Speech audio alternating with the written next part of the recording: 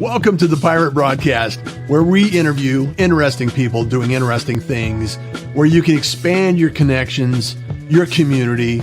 Kindness is cool and smiles are free. And let's get this party started. Welcome to the Pirate Broadcast, and I want to introduce you to a new pirate, Chris. Welcome to the Pirate Broadcast, and welcome to becoming a new pirate. Matey. I'm good, man. So I appreciate you having. We were having a great conversation before the show, and I just thought, hey, we might want to record this and share it with a few other people because this is gold. This right. Is I was like, man, yeah. When you hit the button, I thought you already hit the button, so I thought I was already live. But yeah, it's all good, man. I appreciate one, our friendship, and two, you inviting me onto your show and serving your audience, and that's what podcasters say. But most importantly, I just love having great conversations with people that are aligned and are all about the same one mission, right? So it's that one heartbeat, one mission, one outcome, and it's all about belief in abundance, focus on community, collective impact. But I'm really excited, man. Thank you for having me on. Anytime, Chris. You're welcome. Anytime. Now that you're a pirate, come on back. We're talking about things that are important to the community. Sure. And one of the things that we want to share today, and is always, there's some nuggets of knowledge, some golden treasures here, that you have been in business a while, helping others in their sales process. You have a nationally accredited organization that builds teams and puts a lot of things in place, and also helps companies get to where they need to be. Can you talk a little bit about that process and why it's important for people to understand this process? Sure. Just right before we hit record, and you mentioned you've done a lot of work on the operations side, and you want really understanding what happens in sales. Well, that's the main purpose behind why I do what I do. Yeah. When companies can leverage other departments, they're on the same team. Everybody, just because they're in a different department, they're on the same team. So if marketing, it's speaking the same language and setting up sales, then they're going to be not just a person of sales and trying to enroll someone into product, service, or good and trying to hard close people. Yeah. They're now order takers and figuring out, are you the right fit? So they can take and reverse the table on people and going, Russ, I know that you signed up for this program and requested more information. Yeah. Here's our standards as a company, and here's how you can get yourself involved potentially with these 3 packages. But here's what we look for. So my role with you is to figure out if you're going to be the right fit and why. So I'm going to spend 5 minutes with you just now, so like here in the next couple of minutes, if you have time, to go over this. And they appreciate that. If the marketing is not setting up the sales that way, the salesperson can't have that approach. It's impossible. Yeah. Now they're on the back foot. You've boxed. I'm huge boxing fan. I grew up boxing. I'm from the South as well. So especially being Italian, we're all boxers. So if you're on your back foot, I'm this defensive stance. I need to now counterpunch, or I need to come back to whatever you're throwing. But if I take control of the conversation and take control of that encounter, now I have leverage. So that's what I do for companies. So the sales, and it even goes with the marketing, and then operations is how all the moving parts within the infrastructure of the business model, depending on if there's entry barrier like problems, that's a problem right there. There's too much going on the back end. These moving parts aren't working properly, i.e. videos aren't really catching and really streaming properly. Are they using the right system, or is it a third-party system? Is that system, you know about systems, right? This system, and then they don't all talk to each other. Then sometimes a lot of companies, they need to level up and purchase and create and code their own program and their own system. That might be a little bit, because I don't try to work with a company, corporation, just for short term. I might be a little bit more involved with hands-on operations at the beginning of it, and enrolling and putting my staff there to train them, because I'm working with the CEO, I'm working with the VPs. So, but I have a staff underneath me to make sure they're executing on all those X's and O's. And then once I get to the fulfillment side, that's my expertise. So, well, and I think you said it specifically, and I don't want to go any further without addressing this thing, is systems. you have a system, you have a process, you have and a lot of businesses, the best run businesses have established systems. And one of the things that you can do is document and delegate. And when you go to the customer and you have a process and so, a path you can lead individuals down and say, okay, what we're going to be doing next is A, B, and C. We need to do 1, 2, and 3 and get that knocked out of the, and then move down the process. And explaining why. Yes. When you explain why, they understand the process and why they're doing it. Like, if they don't tell you why, then subconsciously in the back of their mind, they're going to question your credibility or question why they're doing this, and they don't see the importance of that task. But go ahead. I love this. Yeah. And so having that process established and trained for your team helps you communicate that information to the person that you're assisting in their process. So, 100%.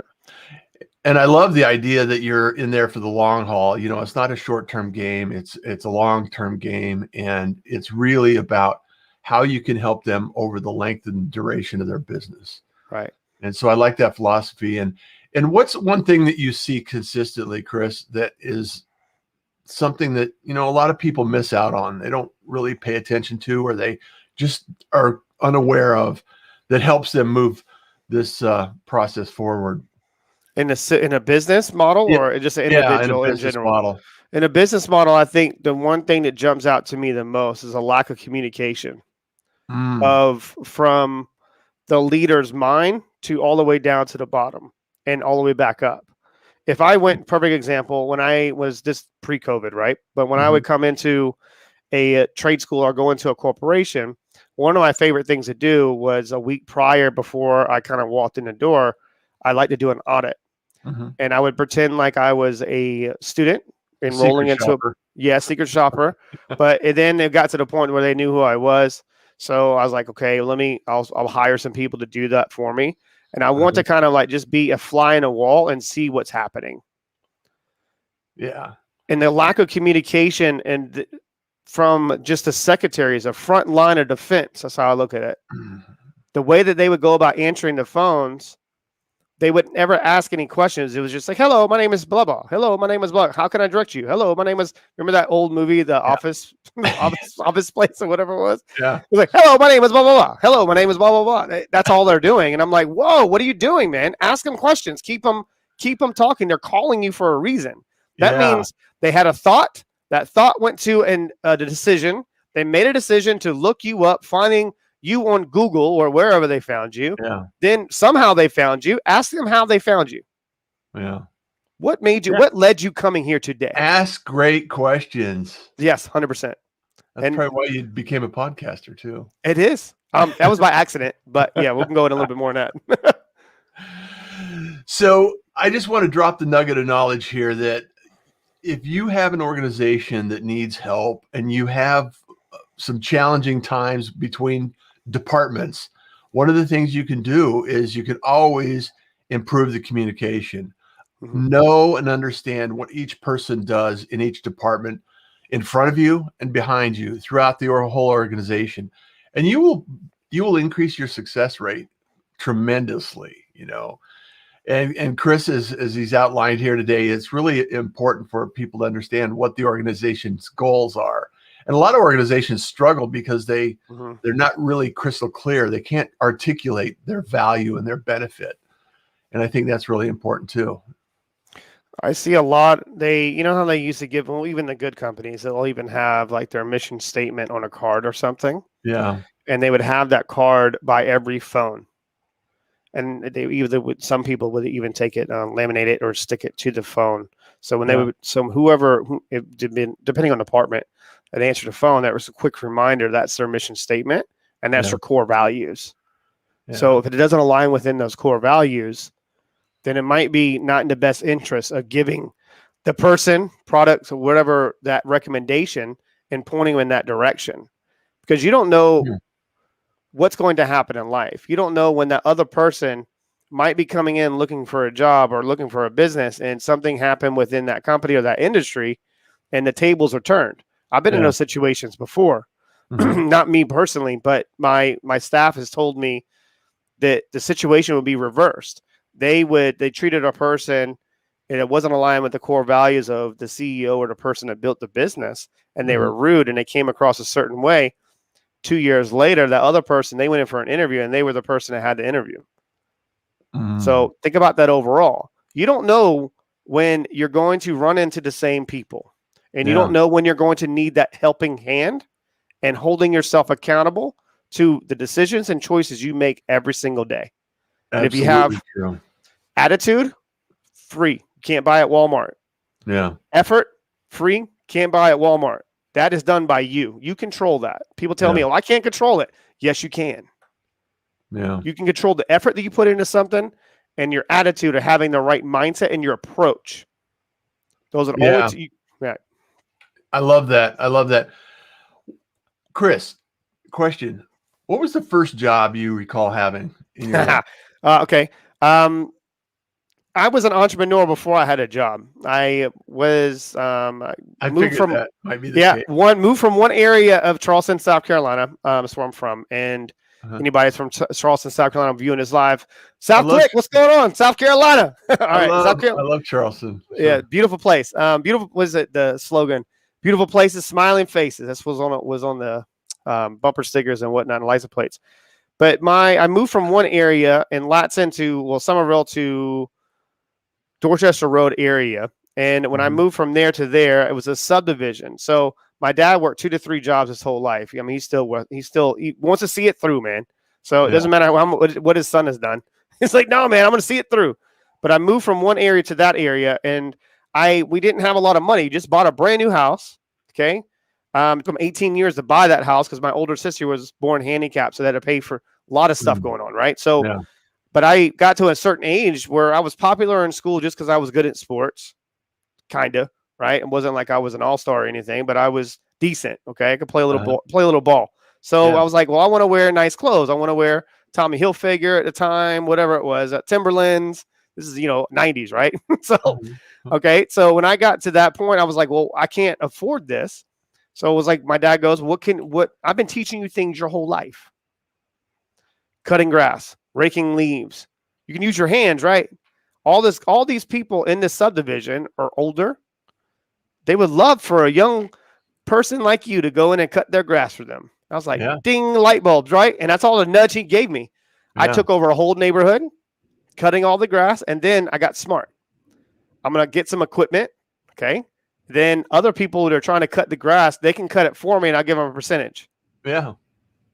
I controlled the neighborhood. So then, isn't that crazy? But my first job that I actually had to give them my social security number was a car wash. Okay. And it was right down the street. And I did that at the summertime during that time. And I was, at the time, like car washes, I don't know if they still do them now, but they would come up and like, ding, ding, they'll hit a little thing. Right. And then you do the outside of the tires and whatnot. Yeah. But back at that time, they had standards and they call it stick shifts for those. And, obviously, are tuning in now. They don't even really have those now, right? But the stick shift, I could drive, a stick, right? So I always in a rotation a little bit more heavy, and I would get tips. But I learned at a very young age, if I increase the overall experience of every person I come in contact with, and I'm able to really make them feel a certain way, then they'll give me whatever in tips. I was killing them. Cause and effect. That's 100%, man. Absolutely. But great question. No one's ever asked me that before. And the reason I ask you that is because there seems to be a trend on people that have this entrepreneurial spirit. They typically have the seed planted early, and then they go on in what is called, traditional work-life balance. And, it's like the journey that we all take, you go to school, you go to college, you get a job, conform. This is the road you take. And a lot of times people that have had that spark of entrepreneurial journey, they're never quite, it's a round peg in a square hole or a square peg in a round hole. That's a good way to say it. Experience in corporate America. And they're just thinking, man, there must be something else going on here. So what was the change in the shift? You went through corporate America, you did your corporate, your stint there. Right. Yeah. It's kind of like going to entrepreneurial jail for a little while. Yeah. That's the way I look at it. That's my analogy. It's like, okay, I got to put in the work and put in my time and knowing policies and conforming. That's where I was the most unhappy in my life,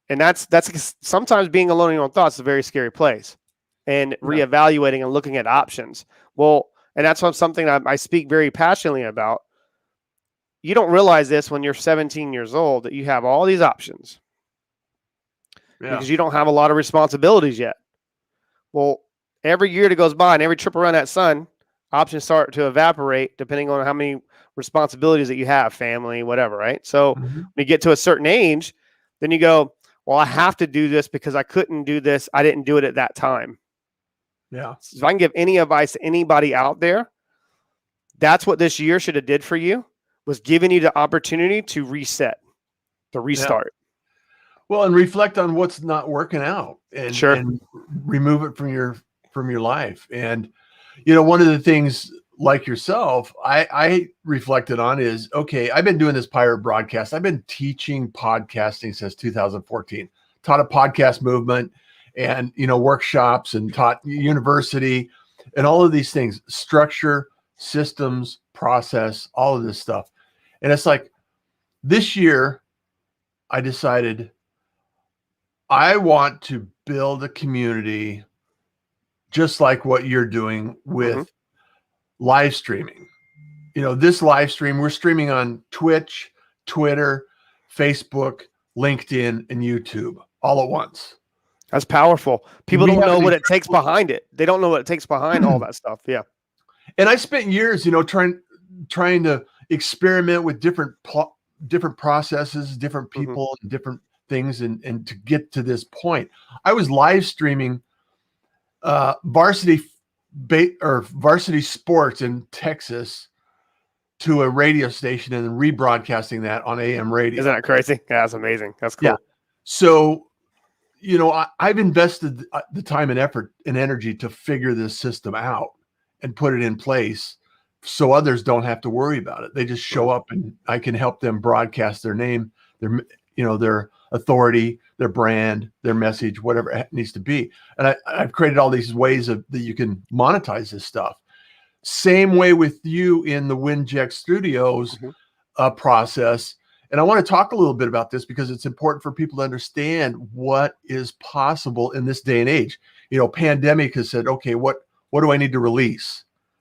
And what do I need to create? So you and a few other people have created this amazing opportunity to build something bigger than yourself. Yes. So let's go down this path and talk about this, because I think it's important for the pirate community to understand some of the crazy logic that we have in this exercise. Sure. To kind of give everyone a little bit more of an idea, I've always been, I talked about all this stuff that I've done in business. Great. Well, I was asked for years to do a podcast show. Finally came out with one called the WinWin Effect. It's the methodology I developed over the years, the same stuff I was talking about. I'm not going to bore you with again.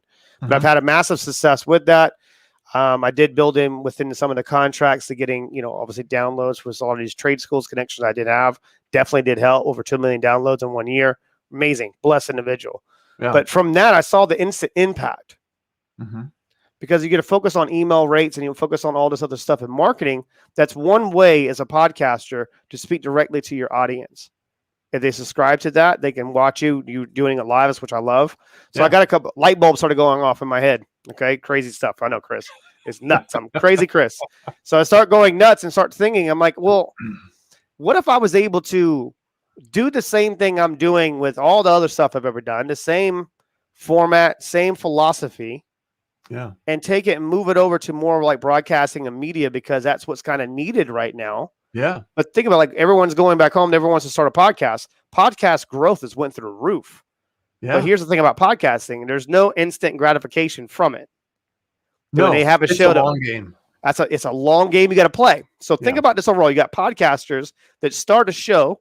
They don't see the streams and downloads, and they think they're big. They think they're big, but it's different. I don't care. I've seen, and I've actually, this is something that's personal. I actually have really good friends that do have the blue ticks, and they're pretty like celebrities. Yeah. Come out with a show and no one downloads. Yeah. Because you're not approachable. You're not talking to the audience. You know what I mean? So the point I'm making, I saw a huge gap and a huge level of opportunity for people like yourself that have put in the work, have put in the time, and can use that as a more of a connection and a add-on with Winject Studios. If you're looking for streams and you really want to set up the system and doing it right with the lighting and all the other stuff that you do, and the way you have it all set. And I will say this, just kind of throws it out to your team.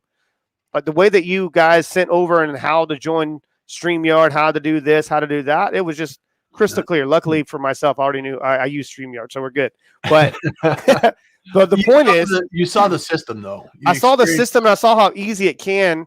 Well, I see how you're jumping ahead of all the potential objections, and getting on there live and respecting each other's time, right? Yeah. So as a podcaster, and let's talk about that just for a second. So a podcaster, you want to make sure you're leveling up. That's how you level up without you saying who you are, by the way that your team is constructing doing business for you and setting everything up. Next thing is, for a guest, if I was a guest and didn't use StreamYard, I'm going to be uncomfortable. Yeah.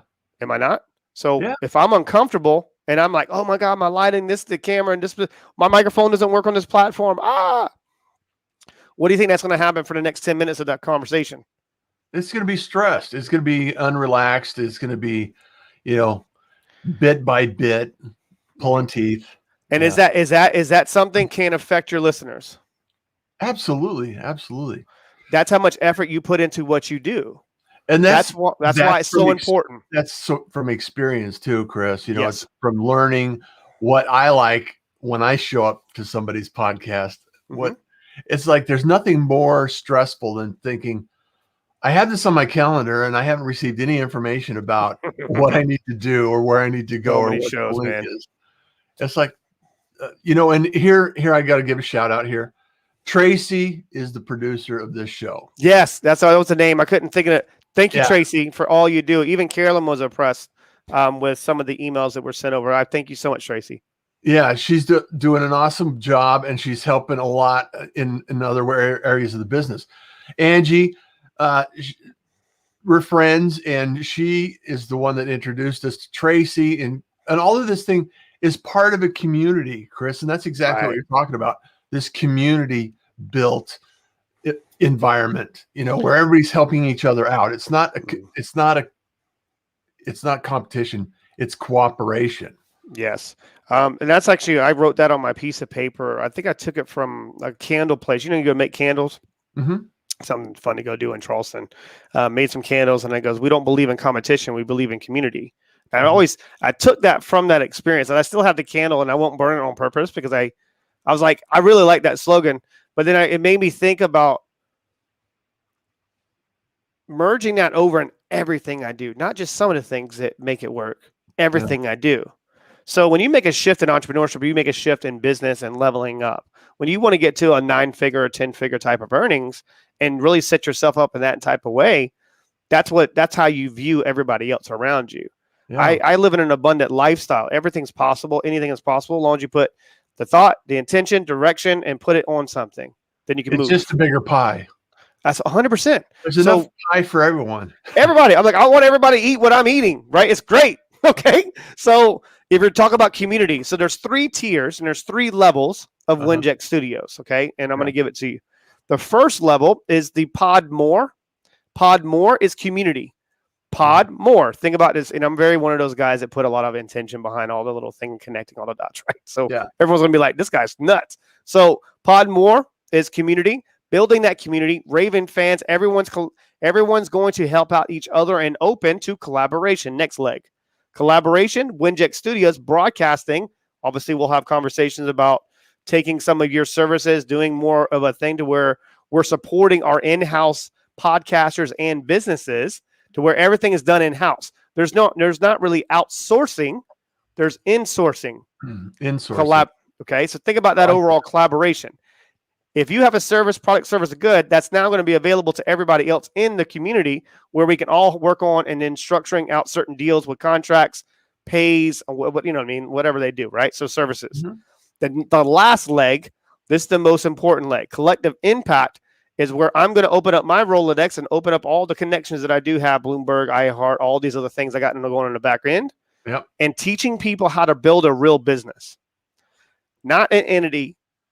A business. corporation. I'm talking about multi-million-dollar revenue streams coming in and structuring your corporation. That's my expertise in structuring out that last piece. Yeah. So it's going to be done in legs, but that's what with my light bulb started going off, man. I was like, there's a huge opportunity, but I don't think that people are going to understand how this is going to be able to get built, and it won't be built without a community. Well, and just to frame it in another way, just so people can grab a hold of this, is that you can't dream as big as some of the people can see how big you can become. Mm-hmm. If that makes sense. It does. Sometimes it takes another perception, another person's reaching out and saying, hey, you have something going on here that could be much bigger than you imagine. You could do A, B, and C and 1, 2, 3, and I'm only seeing A. It's just like I have this little podcast here. I got my microphone, and there's a lot more to it than what you can imagine when you have somebody like yourself that has the experience of the sales process, building just like you with what you do, though, Russ. Like think about what you do. You're a trailblazer in that industry. Yeah, because you have put in the hours of work and knowing what you would expect. That's the most important thing I learned from this conversation with you. What you expect. So your standards are here. You're not going to compromise your standards, are you? No. So how can you share that message? It took you years to get to that level of experience. Yes. Yes, absolutely. So that's what we're giving people. Like we've already put in the work. We've already put in the effort. We've already put in that time that is a prerequisite for you being successful and being in the top 1% of the 1%. And I'm going to circle all the way back to what I said about those two things you can control that requires zero money down payment for effort and attitude. Yes. And I keep telling people, I say that until I'm blue in the face. All I'm looking for you to do is to put in effort, trust in my ability that I've been here before. Yeah. And from there, I'll start increasing your level of understanding about business, but you have to put in that extra effort. And from there, your attitude will just be open to change. And the reality, everyone, is that for everyone, there's no secret sauce. There's no magic dust. When you do the work, you get the results. Right. Long shortcuts take the longest. Mm-hmm. So just place yourself in the seat, strap in, join up, make sure that you're involved and invested in a community that can help and support you along your journey. Right. I'll get you a link to, I don't even know if you've had it. Do you even have where the link? I guess I can have our team do it as well. Just I'm on two different. We're published out. Send stuff over to Tracy and she'll drop it in the post. Okay, perfect. So here's the other side of the equation for us. Mm-hmm. This broadcast is now going to be, it's going to be a post, a podcast, a transcription, and it's going to be up on the website by this afternoon. So, and that's so easy to do. And then one thing I do love about your show, and I have to give you like a pat on the back on what you do, man. I haven't seen a lot of shows that have 5 live streams a week. Mm-hmm. You mean most people? Say again? A day. You have 5 a day. Every show is 5 streams a day. Oh, no. What I mean by 5 guests a week, correct? Oh, 5 guests a week. Yeah. Sorry. I was like, 5 a day. I'm like, whoa, man. I was like, man, someone needs to get you a medal. Okay. So for 5 episodes a week. Yeah. I was like, man, someone gives you a medal, like pirate ship. I don't get you something, man. But 5 a week, that's a lot of effort. Yeah. A lot of effort, a lot of back end stuff that no one sees. Yeah. Is ever going to see. The way it comes across, even your the intro, loved it. Those are the small details that separate someone that's good to great. Yeah, that tunes in each and every week. They show up for you, but they stay for the guests. But you know that. That's what makes you great. I love it. Well, Chris, this has been an awesome experience. We're over time, and Tracy's going to spank me because every minute that she has to process information is my bad, Tracy. It's me. I'm long-winded. And as always, Chris, you're always welcome back as a pirate. I know we got a lot of things that we're going to be talking about in the future for our adventure. And as you know, everyone, the reason we're here And we love sharing this information and this advice. And if you found anything in here that was at least valuable in some way, shape, or form, or someone you know needs to hear this, share it out, like and comment. Subscribe to the podcast, subscribe to the YouTube channel, and get this information out there, because Chris is dropping nuggets of knowledge and golden treasure every single day. And go check out WinJet Studios. Go check out the other podcasters that are in the community and everything that's going on around you, because there's some amazing adventures taking place right in front of us. So as you know, kindness is cool, smiles are free, and you enjoy the day. Don't go away. Thank you for joining the Pirate Broadcast. If you found this content valuable, please like, comment, and share it across your social media channels. I would love the opportunity to help others grow in their business. The Pirate Syndicate is a platform where you show up, we produce the show. It's that easy. If you want to be seen, be heard, and be talked about, join the Pirate Syndicate today.